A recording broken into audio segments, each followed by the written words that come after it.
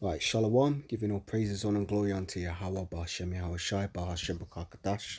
Double honors to the elders and apostles, the great millstone that rule well, and Shalom to you, Akim, that are teaching this word around the globe with faith and truth and in sincerity. This is the brother Caleb from the GMS London Forecasters Camp, coming back at you with another lesson to hopefully edify the Lord's elect. As always, I like to start by saying that we are the real Hebrew Israelites, the real Israelites, these so-called Negroes, Latinos, Hispanics, Native Americans, West Indians, and West Africans predominantly. However, you are going to get Israelites that do look like the other nations, because Israel as a people has been scattered amongst all nations throughout our various captivities. But if your sea line by your forefathers goes back to the man in the Bible that was named Israel, then you too are an Israelite no matter what you may look like, because the book of Numbers chapter 1 and verse 18 states that your nationality is determined by the lineage of your forefathers. Okay, so I'm going to do a little lesson here on one of the basics, yeah? One of the basics in this truth. Because yesterday at camp, me and the brothers, the Arkim, we were talking about, you start with the basics in this truth. Because a lot of people, when they come up to the camp, oftentimes they will try to run before they can walk. The reason why I say that is because, like, they'll come up to the camp and they want to learn all, the deep breakdowns, and they've got 2,500 questions that they want to ask in one go, and that's not the way to approach this truth. Yeah, you're going to have questions, and it's good to have questions, but one of the fundamental basics of this truth is patience, and secondly, understanding the basics. You've got to build on a solid foundation, because if you haven't got a solid foundation, it's like the difference between building your house on a rock and building your house on sand. If you are trying to build your house on sand with no foundation, your house isn't going to last very long. When the wind and the rain hits it, it's just gonna get washed away like a sandcastle. Now, so I want to talk about one of the basic fundamentals in this truth. Now, one of the most basic things that a man can do when he's coming into this truth is to stop marring the corners of his beard, because that's a commandment. You're not supposed to round the corners of your head, meaning get lineups. Go to the barber shop and get your crisp, razor sharp lineups. You stop doing that, and also you stop shaving, because a man is supposed to have a beard. Yeah. Now, the reason why you can see this image on this screen is because I was watching this film, pretty good film actually, old film but a goodie. It's called The Dirty Dozen. Maybe you've heard of it. It's a war film. And I was watching it just a few days ago, and I found this scene interesting because it's going to highlight the point of the topic I'm talking about today, which is you're not supposed to mar the corners of your beard. A man's supposed to have a beard in his face. Like, as you can see, I've got a beard on my face in the corner of the screen here.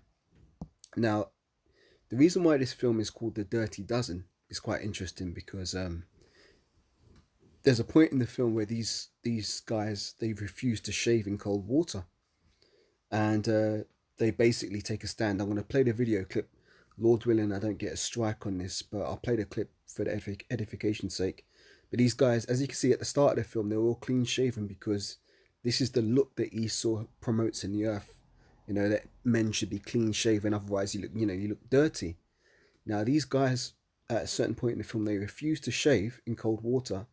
So then, obviously, since they stopped shaving, they supposedly look dirty, and that's where they get the name The Dirty Dozen, right? So as you can see, these guys are here. They're clean shaven. These are the characters, all clean shaven. And this is supposed to be a righteous look in Esau's kingdom, when in fact it's actually a shameful look. When you come back to the knowledge, wisdom, and understanding of the scriptures, it's actually a shame for a man to look like this. Yeah. Now, obviously, there are certain brothers who grow more facial hair than others, and there are some brothers who, even in their 30s, they still look, clean shaven like a young boy. But that's fine, because that's what the Lord has endowed those particular brothers with. Whatever little facial hair they have, they don't shave it. Even if it looks like they haven't got any hair on their face, if they're in this truth, they're not shaving, and they might have, one or two little scraggly hairs, But that's that brother's lot. Just in the same way that there's certain brothers who might have baldness on their head. That's another commandment. You're not supposed to make baldness upon your head, but there's certain brothers whose hair doesn't grow. Again, that's all through the Spirit of the Most High. Elisha the prophet, he had a bald head, but was he going off? No, because he wasn't shaving. But those children still tried to mock him. They said, "Go up, thou bald head, go up, thou bald head." And Elisha, yeah, he put, I say Elisha, yeah, but he put a curse on those children, and some she bears came out and tore those children to pieces. Those children died because they mocked the prophet because he had a bald head. So, yeah, these are the characters. They're all lined up here. As you can see, they're all clean shaven. Now, Lord willing, I'm going to play the clip, and you're going to see the contrast it makes between how you look when you haven't got a beard and how you look when you have got a beard. Because when you have got a beard on your face, I'm telling you, you look more serious. You look like a man. It's like a lion, man. If you look at the difference between a lion and a lioness, obviously the lion has a mane, yeah? And that's how the Lord wants his men to look, like young lions with our facial hair. And the lioness doesn't have the hair. And this is one of the most fundamental things, which might seem like a very small law to keep, but it's very important, because when you understand that a man shall not wear that which pertaineth unto the woman, and a woman shall not wear that which pertaineth unto a man, the fact that those laws are being broken now is what gives rise to all of this LGBTQ nonsense, this transgender nonsense. If those laws were instigated, like, you know what, the battle lines are drawn. Men wear trousers, women wear dresses, men have beards, women don't have beards. If these battle lines were consistently kept, you wouldn't be getting this madness in the earth today, which leads to what? Sodomy, transgenderism, LGBTQ, all this madness. People, there wouldn't be such confusion on the earth. Now, these laws, yeah, this is why I said this is fundamental. One of the very, very simple basics, but so much is built upon this. So much comes from the keeping of this law. It might seem like a light thing, but really, it's the small things that make a big difference, especially in this truth. The things that you might think, oh, why the hell did the law make a law? But why the hell did Yahweh Hashem Yahushua make a law about this? Because he knew. He knew that, everything starts small. It's like, again, Yahushua used the parable of the mustard seed, yeah? If you have the faith of a mustard seed, the mustard seed is very small, but you know what? That grows to a really, really large, it grows massively. Same way with sin. Sin can start out small, but it can grow into a big, big, big thing. Like what we're seeing on the earth today, all comes from the breaking downs of these fundamental laws. Now, how hard is it to keep the law of shaving? See, it's not like something where you have to actually exert any effort. If you really think about it logically, it takes effort to shave, to wake up in the morning early enough so you can, spend time shaving before you put your clothes on, have your shower or your bath, whatever, and you go to work. You have to wake up and have you have to allocate a little bit more time to shave up and all this kind of shit. And it's a waste of time. Absolute waste of time. When you stop shaving, guess what? You're actually saving time. Furthermore, if I look at photographs of myself from years ago before I was in this truth, I don't even these days I don't even recognize myself, in the sense that I don't feel like I look like myself without a beard on my face. You know what I mean? Okay, when I was a little boy, fine, but all when I was in my late teens, early 20s, even late 20s and stuff, I was shaving regularly. Never had much facial hair on my face, never kept it, because I thought, well, shaving's the thing to do. And obviously, especially with Benjamin, your family, especially the Benjamite woman, you need to shave. You look rough. You look rough. You need to shave. You need to clean yourself up. That's what well, particularly my mum would say to me if she saw me looking a little rough. But you know what? When I came into this truth and I understood the law, statutes, and commandments, and I was like, no, you know what, man, I ain't getting my hair lined up no more. I ain't shaving off my beard. Yeah, at first, oh, why didn't you have a shave? You look rough. You look rough. Guess what? Now, there ain't no objections, and I actually look like a man now. This is how a man is supposed to look. The beard is, a symbol of manly dignity. So let me play this clip. Lord willing, I won't get a strike, and then I'll bring out some scriptures on it. But I'll show you what I'm talking about here. If I play the video.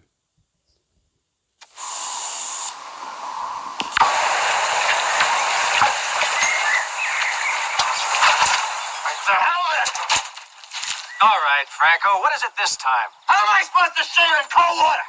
That's your problem. You're in the field now. Where are you going to get hot water in the field? The guy's got hot water. You got hot water. You in the field, right? That's tough. That's right, Byron. How come you guys have hot water and we don't? Man, you keep quiet. You keep your big mouth shut. We ain't shaving in cold water. You want us to shave in cold water? Why don't you shave in cold water? That's right. Yeah. Franco tells him he means it. Right, yeah, right. We ain't shaving. We ain't washing either. Not in cold water. Is that right? That's right. The guy's got hot water. We ain't gonna use cold water. And you can't make us either. You're going to get yourself into hot water, Franco. Now what are you gonna do? You gonna hang us? What can they do? They can't do nothing. Now what are you gonna do? Yeah,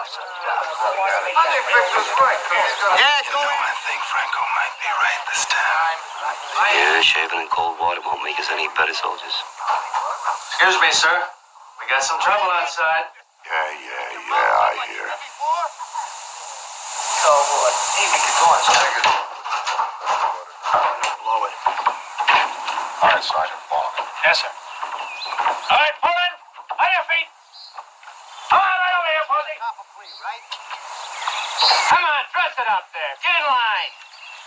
What's this about refusing to shave? Who is refusing to shave? We are. Who is we? We.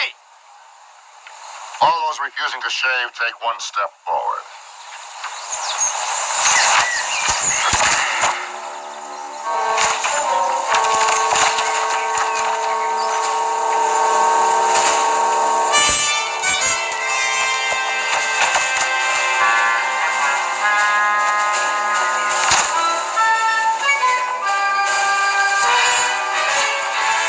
So you want to stink, huh?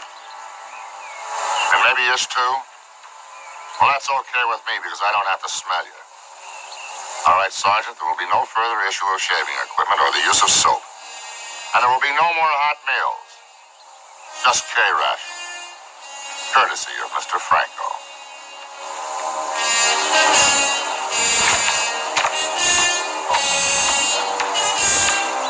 Eddie. Hey, I really think we got something there. Yeah, it's what the Navy calls mutiny. I don't know. Remember what I was saying last night about working individually, 12 rugged individualists? So? Well, you heard him. It was all, we ain't gonna do this and we ain't gonna do that. When I asked him to step forward, even Posey joined him. I bet you he's been shaving in cold water since he was a kid. Wash anymore. Or Boy, shave. do I love that Franco. That means that we are going to have that much more time for work. Right? So now, if you dirty dozen have no objections, we will get our equipment and we will start in right now. Attention! That's right. Right, now you see, they were all clean shaven at that point. Now I'll keep playing a clip and you watch how much more raw and rugged and masculine these men look in the next scene.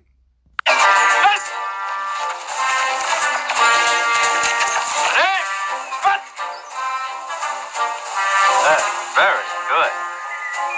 You look just like real soldiers. Pull out! Now move it! You're still the dirtiest soldiers in this man's army. And you're getting filthier every day. But your training is almost over. 2 days from now, you'll be learning how to jump with a parachute, and you'll learn it quick. This training will take place. See what I'm saying? Now these guys look like real men. Before they looked like, effeminate little mama's boys. What do you call it? Dandies. They call them dandies, metrosexuals, guys who are very superficial, all up in how they look. Something about this truth, man, it takes you out of superficiality, because again, like, having an afro, like woolly hair, when I was at secondary school and stuff, that was like shameful to have an afro. You had to have like a really low cut, clean trim. Otherwise, people would say, "Oh, he's got an afro, whatever." Now, when I was younger and stuff, I had an afro. Um, but between secondary school, I either had two hairstyles. I either had my hair braided, or I'd have it really low. I varied between those two styles. Having my hair wild and woolly like it is now, that's something I started doing again when I was waking up to this truth. Because before you used to think, oh, I have to get a really low trim, have it all lined up and all this kind of shit. But the most High brought me to a point where I just stopped caring, man. I stopped caring about how I appeared to the outside world. So you know what I mean. It's like you grow your beard, you let your hair grow natural, and now it's like I can't really see any other way of being, because it's who you are, and but I guess it's part of being a new man in this truth.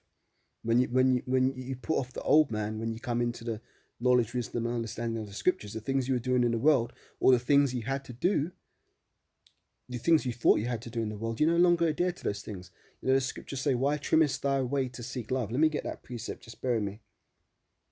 And that's a powerful scripture. It sounds really simple. Why trimmest thy way to seek love? But it says so much. Why are you trimming up your beard, man? Why are you lining up the corners of your head?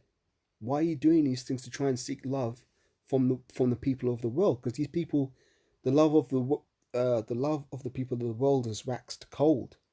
You know, people are lovers of themselves more than lovers of the Most High. Bear with me. Let me just find that scripture.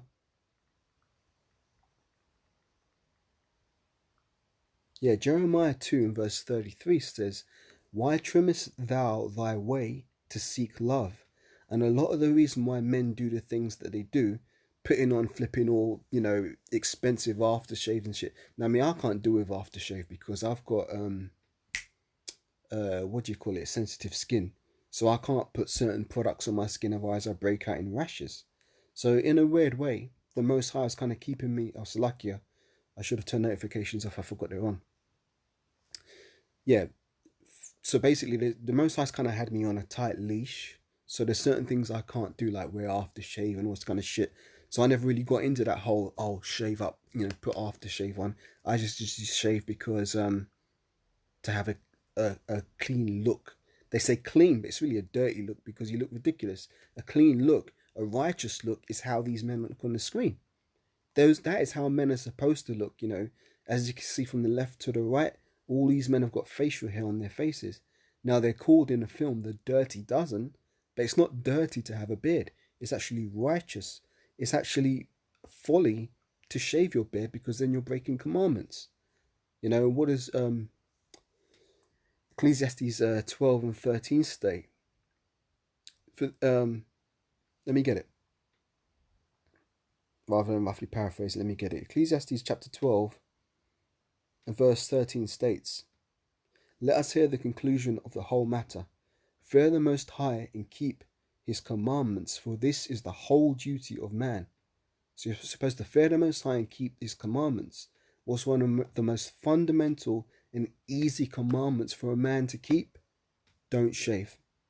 See, it's not like you have to, remember when the new moon comes in, or remember the Sabbath day, and then remember not to buy or sell on the Sabbath day, or to light any fire in your house, all this kind of stuff.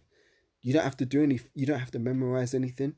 You don't even have to know you only need to know one scripture.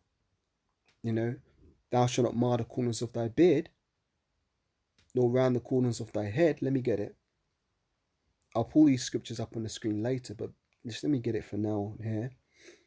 What are we looking for?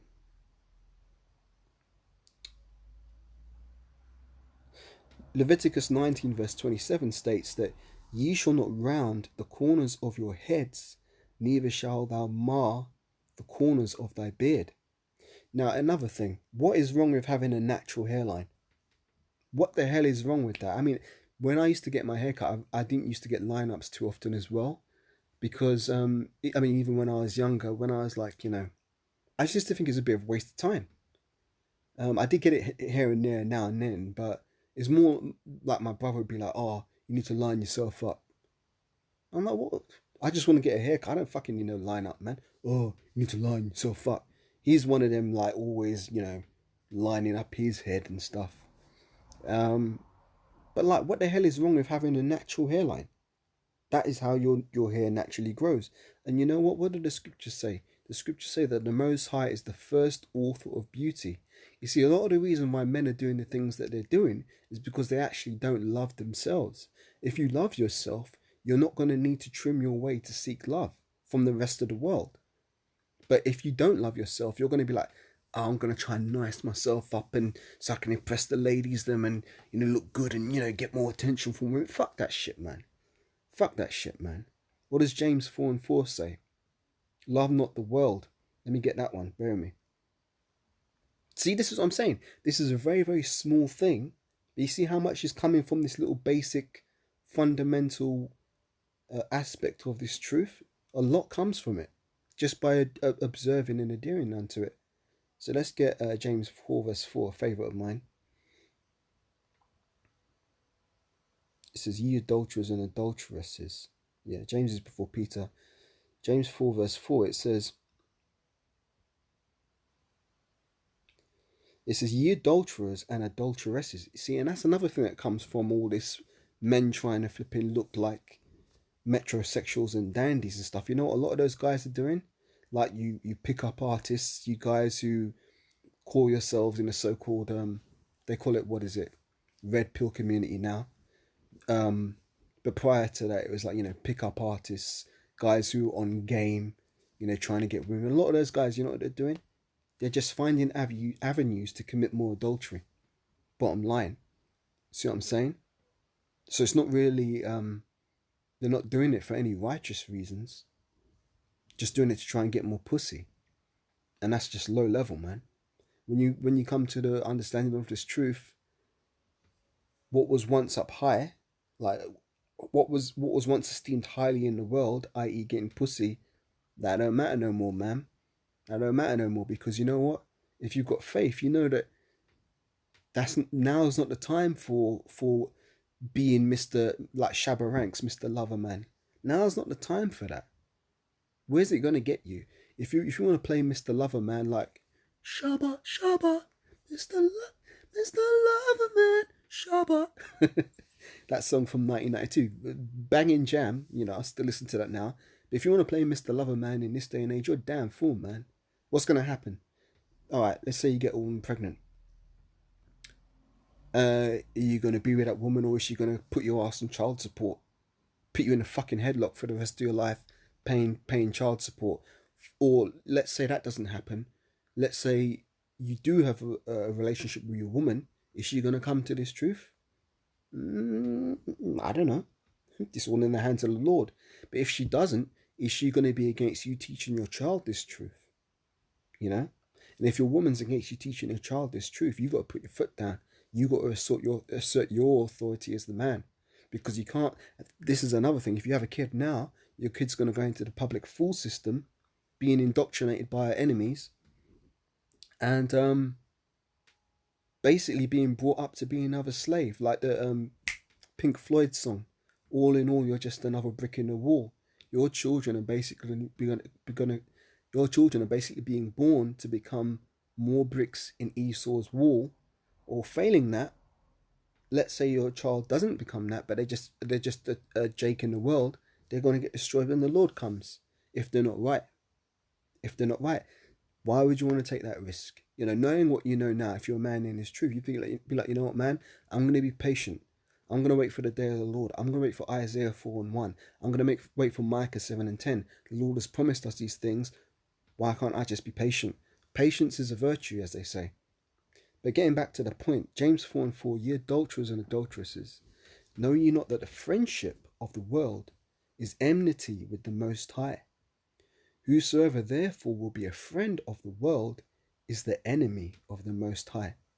Now, of all the people, of all the of all the people in the world that you don't want to make your enemy, it's Yahweh while Yahweh shy, which is to say Yahweh and Yahweh shy. You don't want those two as your enemies, man. That's more smoke than you could ever handle. So let me just play the rest of this clip and I'll get some beard scriptures, Lord willing. So as you can see, now they look more rugged, they look more masculine, but yet they're called the Dirty Dozen. A regular army base. And I just want to remind you that this operation is secret. Top secret. You will not be wearing dog tags. You will not say anything to anyone. You understand? Nothing. Nothing. One word, one slip from any one of you, and the deal is off. And you all know what that means, right? All right, serve it up. Yeah, look at them. They look like real men now, man. Real soldiers. So let me get some scriptures.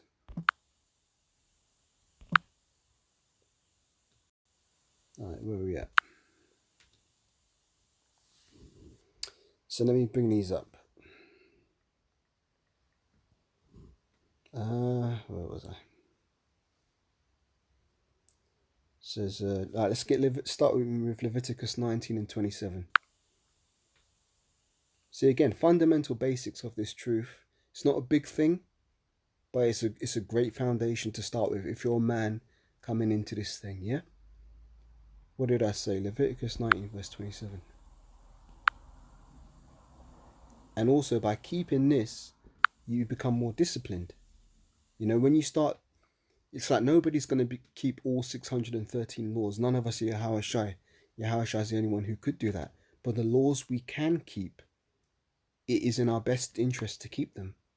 We're not going to keep everything perfectly, but we're supposed to rehearse the righteous acts. So it's actually a righteous act to have a beard on your face. Leviticus 19:27, it says, Ye shall not round the corners of your heads, neither shalt thou mar the corners of thy beard. Let's go Leviticus 21 and 5, because it's repeated. It says, They shall not make baldness upon their heads, neither shall they shave off the corner of their beard, nor make any cuttings in their flesh. You're not supposed to be chopping up your flipping beard, so you got like little goatee and all this kind of shit. What are you doing, man? What the fuck you doing? Let me get Jeremiah 2 and 33 again. Is it Jeremiah 2 and 33? I think it is. Let me see.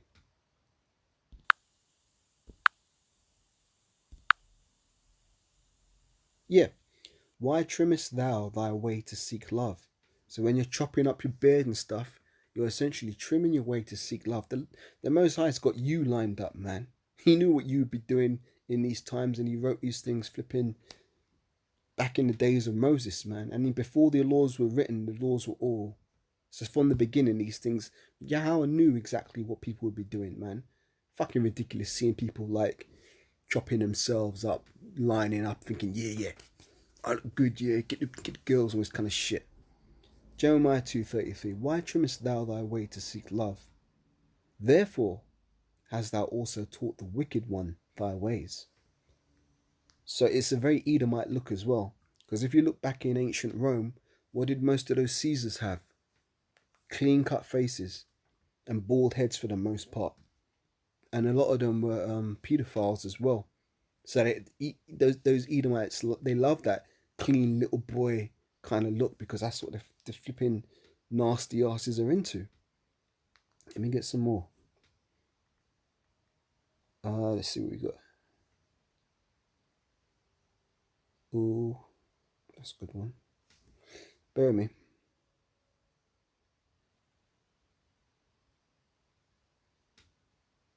I'm going to get 2 Samuel, the 10th chapter.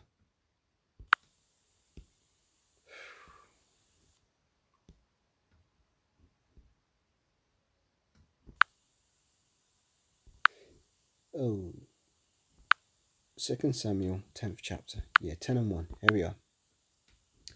And it came to pass after this that the king of the children of Ammon died, and Hanun his son reigned in his stead. So, for those of you who don't know, the Ammonites are what would be called the Japanese today, okay? And then said David, I will shew kindness unto Hanun, the son of Nahash, as his father showed kindness unto me. So that means that David was at peace with this Ammonite's father because he knew him and he respected him. Yeah? So David wanted to show kindness to him. It says, and David sent to comfort him by the hand of his servants for his father. And David's servants came into the land of the children of Ammon. And the princes of the children of Ammon said to Hanun their lord, thinkest thou that David doth honour thy father? So these guys were talking shit. And that he hath sent comforters unto thee?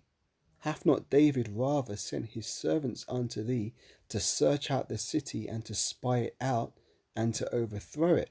So basically, he had these fucking goons pouring poison in this dickhead's ear, and he thought he knew better than what his father knew. So he was like, young upstart type of king. Yeah. It says, wherefore Hanun took David's servants and shaved off the one half of their beards. So he shaved off the half of their beard and cut off their garments in the middle, even to their buttocks. Again, this is why when you see us out there prophesying, we wear the garments down to the foot. We don't wear t-shirts with fringes because this scripture clearly cuts that. Because the garment is supposed to come down below your knees. To have it shaved off all your buttocks, it's a shame. Yeah? So it says, again, the Most High knew all these things aforetime, man. And when it says, wherefore Hanun took David's servants and shaved off the one half of their beards and cut off their garments in the middle, even to their buttocks, and sent them away. When they told it to David, he sent to meet them because the men were greatly ashamed. And the king said, tarry at Jericho until your beards be grown, and then return. So it's so shameful for these guys to come back to Jerusalem with their half their beards gone and their buttocks cut, their garments cut off at their buttocks. It was such a shame that King David sent messages to say, hey, look, you know what, guys, just chill, man. Just hold it down here. When your beards grow back, then you come back to Jerusalem. Yeah. So that's how important it is to have a beard on your face. And it says, no, that's the end of that point. I wanted there. But that was basically a reproach, a real shame to look that way. So what else have I got? Have I got anything else? Let's see what we got.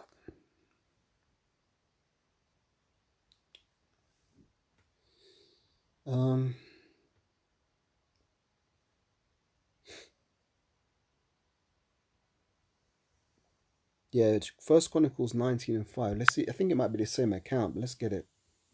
First Chronicles chapter 19 and verse 5. And this says, yeah, this is the same account, but it's the same account, but it's told in Chronicles as well as 2 Samuel. Let's read it here.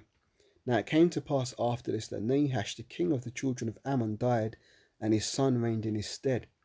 And David said, I will show kindness unto Hanun, the son of Nahash, because his father showed kindness to me. And David sent messengers to comfort him concerning his father. So the servants of David came into the land of the children of Ammon, the Japanese, and to Hanun, and to comfort him. But the princes of the children of Ammon said to Hanun, thinkest thou that David doth honour thy father, that he hath sent comforters unto thee? Are not his servants come unto thee to search and to overthrow and to spy out the land? Wherefore Hanun took David's servants and shaved them and cut off their garments in the midst hard by their buttocks and sent them away. Now when you're wearing a t-shirt, which is a modern thing, where does it come down to? Your buttocks. Just above your buttocks, right? Now, obviously I'm not saying wearing a t-shirt is wrong, but it's not a holy garment. The garments we wear, we don't wear them for fashion statements. We wear them for a reason. And they have the fringes and the borders of blue, because that's what's commanded in our law. And when you look at the fringes and the border of blue, you're supposed to remember the law. So those are holy garments. It's not a fashion statement. Yeah. That's why wearing t-shirts with fringes is going off. And when you see someone who is doing that, they probably don't know these scriptures. They don't really understand the thing that they're involved in. So let's read this. It says, Then there was certain that told David and how the men were served, and he sent to meet them, for the men were greatly, what? Does it say a little bit? No. It says they were greatly ashamed. And the king said, Tarry at Jericho until your beards be grown, and then return. So yeah, man, that's the point. Again, it's just a very fundamental, basic thing. And look, that one fundamental thing has become a 30-minute lesson. Nothing small in this truth, man. But you start small anyway. You start with the basics and then you build up. You don't try and run before you can walk. It's you don't become a new man overnight. It's a constant thing of refinement. And if you try and start, if you bite off more than you can chew too soon, you'll probably choke. So it's good to do with the milk first, and then you move on to the strong meat. And also, keep thy foot when thou goest to the house of the Lord, and be more ready to hear than to give the sacrifice of fools.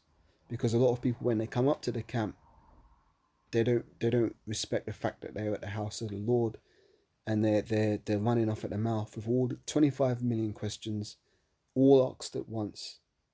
Doesn't work like that. Doesn't work like that. Some things will only be revealed to you when the Lord is ready for it to be revealed to you. And in order for that to happen, you have to earn that. Because like as Proverbs 1 says, wisdom is not manifest unto many. Wisdom is like a comely woman. Now, a comely woman isn't someone who's going to spread her legs for every Tom, Dick and Harry that comes along. That's not a comely woman. But wisdom, that's the way she is. She's not going to reveal herself to just anybody like that. You have to earn her respect, gain her favor, gain her trust, then she'll come and deal with you. Yeah, simple logical reasoning as to why certain things won't be revealed to you straight away. It's just how it is, man. It's just how it is. You have to sometimes, in order to get the knowledge, you have to earn the knowledge. But anyway, with that being said, hope this has been an edifying lesson. Giving all praises, honor, and glory unto Yahweh, Bahashem Yahawashi, Bahashem Rakakadash. Double honors to the elders and apostles of Great Millstone that rule well and teach well.